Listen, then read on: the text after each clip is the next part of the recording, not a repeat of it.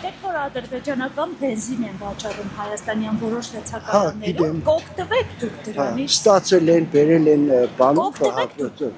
չէ։ Օգտվելը ես հարազատներս ու գիտեմ իմ հարազատները երբեք չեն օգտվել։ Ոչ, մարդիկ պիտի ճիշտ դիրքորոշում ունենան ու իրանց սրտով, մտքով, խելքով մտածեն։ Ամբողջ հանրապետությունում թուրքական ապրանք է, դե թողել չներկրել։ Ես մեքենա չեմ վարում, վարել չգիտեմ, բայց եթե լինի, չեմ օգտվի։ Սկզբունքայինորեն, որովհետև չեմ կարող 100 տարի մեր հետ պատերազմական եւ ամենատարբեր իրադրությունների մեջ գտնվող երկրից գնում անել, հա։ Բայց սա չի նշանակում, որ դա Հայաստանում համատարած չի դառնա մոդավագայում, այսինքն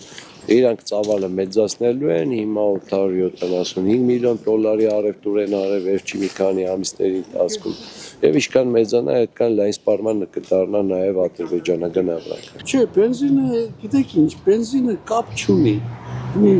Ադրբեջանին է, թե Վրաստանին է, թե Ռուսաստանին է, բենզինը։ Սա քաղաքականության հետ չի կարելի կապել, բայց որ Ադրբեջանը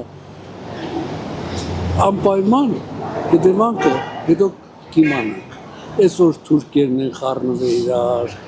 ադրբեջանցիներն են բարեկամություն անում, մեր լավ դեմքի համար, մեր հաճույքի համար չեն անում,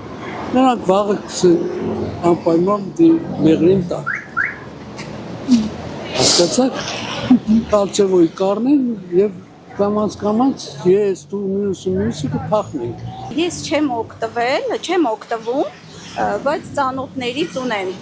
ունենք օգտվողներ, ինձ թվում է որակից են դժգոհ։ Ժողովրդին խաբելու համար։